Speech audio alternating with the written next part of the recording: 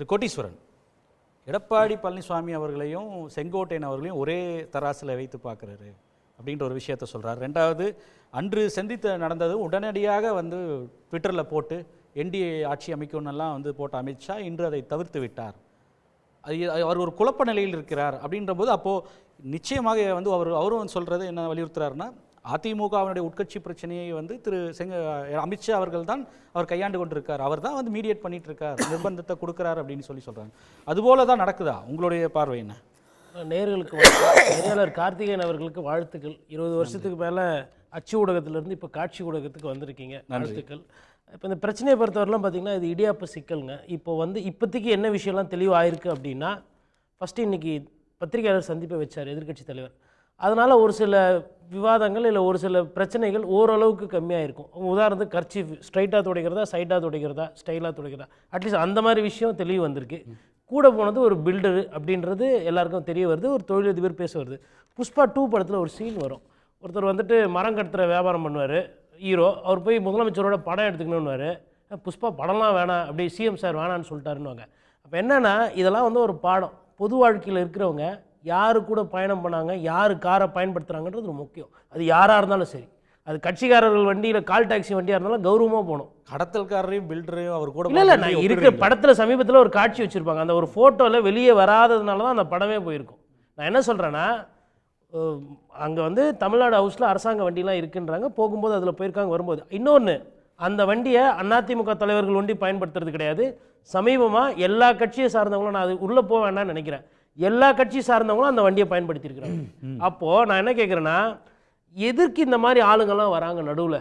இவங்க வந்து மொழியாக்கம் பண்ணுறதுக்குன்னு மொழியாக்கம் யாரும் பென்ட்லிலாம் வச்சுருக்க மாட்டாங்க.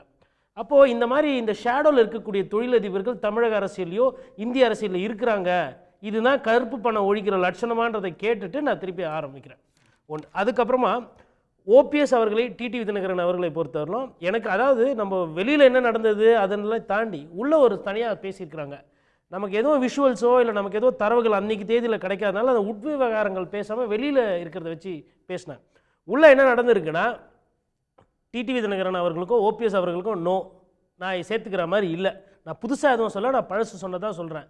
உங்களுக்கு வேணால் நீங்கள் பிஜேபியில் சேர்த்துக்கோங்க, எனக்கு அதில் ஆட்சேபனை இல்லை. என்டிஏல சேர்த்துக்கோங்க, உங்கள் கூட்டணியில் சேர்த்துக்கோங்க. அவங்க உங்கள் கட்சியில் சேர்க்க முடியாது, கட்சியில் சேர்க்க முடியாது, கூட்டணியில் வர்றது எனக்கு பிரச்சனை இல்லைன்றது தெளிவுபடுத்திருக்காங்க. கூடுதல் சீட் கொடுக்க வேண்டியிருக்குமே அது வந்து அது குறைச்சி கொடுக்கலாம், கூடி கொடுக்கலாம், அது எப்படின்றது கடைசி நேரத்தில்.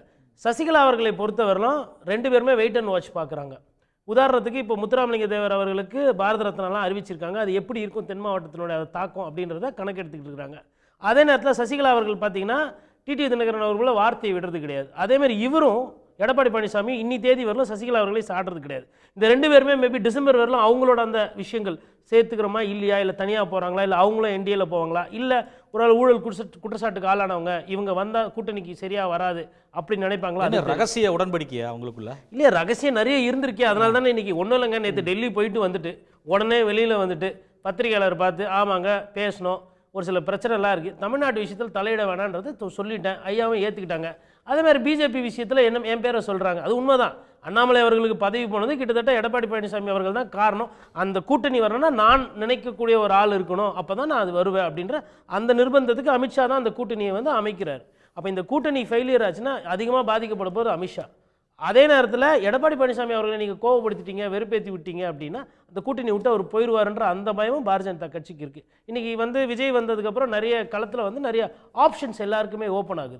அப்போ அதெல்லாம் கூட்டி கழிச்சு பார்க்கும்போது ஏடிஎம்கே விஜய் ஆப்ஷன்ஸ் வரலாம், அது வாய்ப்பு இல்லைன்னு நம்ம இன்னைக்கு தேதியில் சொல்ல முடியாது.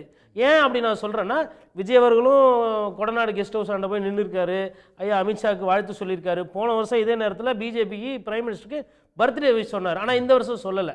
நான் எதுக்குன்னா நிறைய பேர் என்னன்னா ஜெயலலிதா இருந்த காலத்தில் கொடநாடு போயிருக்காரு, இப்போ இருக்கக்கூடிய நிலையில் அவர் தன்னை முதல்வர் வேட்பாளர் எல்லாம் முன்னிலைப்படுத்தி எல்லாரும் சொல்லிக்கலாங்க. 234 தொகுதியில் நிற்கிற எல்லா சட்டமன்ற உறுப்பினரும் முதல்வர் வேட்பாளர் சொல்லிக்கலாம். கட்சி தலைவர்கள் சொல்றாங்க, கட்சி தலைவர் எல்லாம் நிறைய பேர் இருக்கிறாங்க. நம்ம ஊரில் வந்து இன்னைக்கு பார்த்தீங்கன்னா பாட்டாளி மக்கள் கட்சி கூட ஒரு காலத்தில் முதல்வர் வேட்பாளர் வச்சுருந்தாங்க. அண்ணன் திருமாவளவனுக்கு 100% அவருக்கு எல்லாமே இருக்குது, தகுதி இருக்குன்னு நான் நம்புகிறேன். அது மாதிரி சீமான் அவர்களோட ஆசையும் இருக்குது. அந்த முதல்வர் வேட்பாளருக்கு பஞ்சம் கிடையாது, கட்சியை நல்லா நடத்துறது தான் எங்கள் பஞ்சம் இருக்குது. அப்போ என்ன திரு எடப்பாடி பழனிசாமி ஒரு அல்டிமேட்டம் செட் பண்ணிட்டு வந்திருக்காரா? நாங்கள் வந்து அவரை ஏற்றுக்கொள்ளவே மாட்டோம், கூட்டணி வேணால் வச்சுக்கோங்க, உங்களோட சீட்டு கொடுத்துட்றேன், அதை மீறி போனால் வந்து நான் கூட்டணி விட்டு வெளியே விஜய்கிட்ட போயிடுவேன்னு சொல்கிறாரா? அது ஒண்டி இல்லை. அதை சொல்லிட்டு உங்கள் கூட கூட்டணி வரனால எங்களுக்கு அங்கே ஏகப்பட்ட பிரச்சனை, உங்கள் கூட கூட்டணி சேர்ந்தால் இந்த தேர்தல் ஆணையம் அமலாக்கத்துறையெல்லாம் உங்கள் கூட இருக்கிறதா சொல்கிறாங்களே, அதெல்லாம் ஏன் சும்மா இருக்குது தூங்கிட்டு இருக்கு, அதை கொஞ்சம் எழுப்பி விடுங்கன்னு கூட கோரிக்கை வைத்திருக்கலாம். இதுவும் கசியப்படுற திமுக எதிராக வழக்குகளை வந்து திமுக ஆமாம், இதுவும் கசியப்படுற செய்தி. அதனால கூட ரகசியம் கேட்கலாம். என்னன்னா எனக்கு என்னன்னா அந்த வெளியிலே வரல பாருங்க உள்ள 2 பேர் என்ன பேசினாங்கன்னு, அதுதான் வந்து அந்த பத்திரிகையாளர்களுக்கு வேலையை அதிகமாக கொடுக்குது. எந்த காரில் போனார், பில்டர் வந்தார், அதெல்லாம் கூட அடுத்த செய்தி. அது வந்து ஒரு சின்ன பிட்டு நியூஸு. பட் மெயினாக அந்த அரை மணி நேரமோ இல்லை 1 மணி நேரமோ என்ன பேசினாங்க, என்ன வியூகம் அமைச்சாங்க, அதுதான் முக்கியம். அந்த டேட்டா வெளியில் வராதுன்னு தோணுது. அதனால தான் வந்து Z+ செக்யூரிட்டியில் இருந்தாலும் கூட யாருமே இல்லாமல் தனிமையில் பேசியிருப்பாங்க. ஏன்னா ஒரு ரகசியம் என்பது வெளியில் கசியறதுக்கு நிறைய வாய்ப்பு. பல அரசியல் சந்திப்புகளில் என்ன விவாதிக்கப்படுதுன்றது முழுமையாக வெளியே வராது, ரகசியம் காக்கப்படும். பல விஷயங்கள் நமக்கு சோர்ஸ் மூலமாக கிடைக்கப்பெறது தான். அப்படி வரக்கூடிய செய்திகள் தான் எப்போவுமே. இப்போ வந்து நம்ம அப்போ கேட்கக்கூடியது ஒரு தீர்வு ஏதாவது கிடைச்சிருச்சா, அட்லீஸ்ட் ஒரு ரிலீஃபாவது கிடைச்சிருக்கு. ரிலீஃப் கிடைச்சிருக்கு. இன்டரிம் ரிலீஃப் என்னன்னா பாஜக வந்துட்டு திருப்பி டிடிவி தினகரன் அவர்களை அணுகலாம், திருப்பி ஓபிஎஸ் அவர்களே அணுகலாம். அந்த ப்ரெஸ் மீட் முடிஞ்ச உடனே பார்த்தீங்கன்னா அண்ணாமலை பாருங்கள் யூட்டர்னாக அடிச்சுக்கிட்டு இருக்காரு. ஃபஸ்ட்டு ஒரு யூட்டர்ன், இப்போ என்ன சொல்கிறாரு, நான் டிடிவி தினகரன் அவர்களை போய் ஓரிரு நாளில் சந்திப்பேன், சென்னை வந்தோன்னே பேசுவேன்றாரு. அதே மாதிரி நயனார் நாகேந்திரன் என்ன சொல்கிறாரு, நான் தொலைபேசியில் வந்து ஃபஸ்ட்டு வந்து தொலைபேசியில் எனக்கு கால் பண்ணலன்னாரு. அப்புறம் அவர் என்ன பண்ணார், ஃபோட்டோ எடுத்து போட்டார். அதுக்கப்புறமா இப்போ பிஜேபியில் இருக்க தலைவர்கள் என்ன பண்ணுறாங்கன்னா அதிமுகவில் இருந்து வெளியேற்றப்பட்ட தலைவர்கள்கிட்ட கொஞ்சம் பேசுகிறாங்க. மேபி அப்போ இந்த கூட்டணி திருப்பி, ஏன்னா இன்றைக்கி திமுக வந்து கூட்டணி வலிமையாக இருக்கிறது. அப்போ கூட்டணி வலிமையாக இருக்கும்போது அதற்கு நிகருக்கு எதிராக ஒரு கூட்டணி அமைக்கணும்னா இது அவங்களுக்கு தேவைப்படுதுன்னு நம்புகிறாங்க. அப்போ அந்த விஷயம்லாம் சரியாகும். கேட்போம். உடனுக்குடன் செய்திகளை தெரிந்து கொள்ள சன் நியூஸ் பெல் ஐகானை கிளிக் பண்ணுங்க.